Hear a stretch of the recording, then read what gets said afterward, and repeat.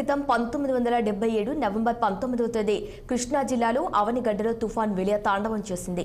20వ శతాబ్దంలో మహాప్రళయంగా గుర్తించబడిన ఉప్పెన తుఫాన్ దివిసీమను కబలించి 6 మీటర్ల ఎత్తున సముద్రం ఉప్పొంగి ముంచెత్తింది. ఈ తుఫాన్ ప్రభావానికి దాదాపు 10,000 మందికి పైగా మరణించినట్లు అప్పటి కథనాలు పేర్కొన్నాయి. ఈ ప్రభావానికి ఊళ్ళకి ఊళ్ళు నామరూపం లేకుండా పోతున్నాయి. ఉప్పెన తుఫాన్లో ఒక పక్క శవాలు, మరో పక్క జీవచ్ఛవాలుగా మిగిలిన బాధితులను ఓదార్చటం, శవాలను తేయించటం, గ్రామాలకు దారులు చేయించటం, తుడిచిపెట్టుకుపోయిన గ్రామాలను పునర్నిర్మించటం ఒక ప్రభుత్వానికి సవాల్గా మారింది. నాటి ఉప్పెన ఘోరకలి నుండి దివి ప్రాంతాన్ని పునర్నిర్మించేందుకు దేశంలోని అన్ని రాజకీయ పార్టీలు, స్వచ్ఛంద సంస్థలు, సినీ ప్రముఖులు విరాళాలు సేకరించి అప్పటి ప్రభుత్వానికి అందించారు.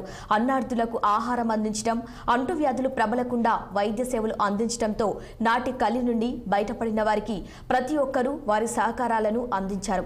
అయినప్పటికీ నేటికి నవంబర్ నెల వస్తుందంటేనే దివిసీమ ప్రజలు ప్రాణాలను గుప్పెట్లో పెట్టుకొని బుక్కిబుక్కుమంటూ జీవిస్తున్నారు.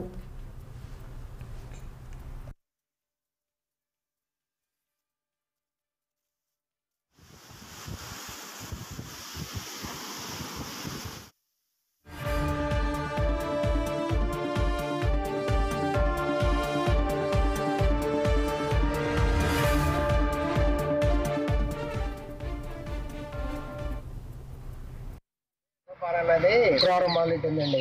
శుక్రవారం మొదలెట్టిన తర్వాత శుక్రవారం మాదిరిగా ఉంటుంది. శనివారం ఉదయం నైట్ వచ్చేదానికి 9 గంటలకల్లా బాగా బీభత్సం అయిపోయింది.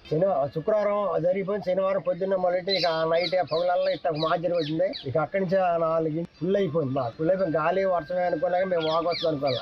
5 లోపల బాగా ఫుల్ అయిపోయింది. సరిగ్గా మేము 250 మంది ఉన్నాం ఇంట్లో. ఎదురుమూల లోతులకు వచ్చింది. 250 ఎదురుమూల లోతులకు వస్తే పిల్లల్ని మా అన్నగారు అమ్మాయి మా బుద్ధాల మధ్య ఎక్కించుకున్నాం. కొంతమంది ఇంటి పైకి ఎక్కారు, కొంతమంది ఇక్కడ కాలు ఉంటే కాళ్ళ కొట్టి కొట్టుకుపోయారు. 7 మంది చచ్చిపోయారు. ఇంటి తమ్ము జాలయ్య సొరలుంది. మాకు తుఫాను మా తీసేమని ఆయనకి మాకు తీసేమా మాకు శుక్రవారం నాడు మొదలుకుందండి వర్షం. సన్నగా కొద్దిగా వర్షం ఉంది. అది మామూలుగా మేము ఏమనుకుంటామంటే ఈ గాలి మామూలుగా వర్షాలే అనుకున్నట్టుగా అనుకున్నాము. తర్వాత శనివారం నాడు పొద్దుడికి రేజ్ అయింది. ఈ ముఠాగూడలో ఉన్న గాలి సాయంత్రానికి కొండగాల్లోకి తిరిగిపోయి సముద్రంతో సగం కూడా అప్పుడు మా ఊళ్ళో కూడా మొత్తం ఊరే లేదు, డాబా అనేది లేదు. అసలు నాగాలాండ్కి వెళ్ళడానికి కూడా రోడ్లు లేవు పరిస్థితి మా ఊరు అప్పుడు. ఆ నవంబర్ 1977 ముందు అక్కడి నుంచి కూడా సముద్రం ఎప్పుడైతే వచ్చేసిందో ఆ పొద్దుగు మాటలకి ఊళ్ళో పూరీలు అవటం వల్ల అందరూ కూడా ఎవ మీద ఎక్కేసేసారు. ఇక్కడికి 4-5 కిలోమీటర్లు ఉంది గవలపల్లి అని.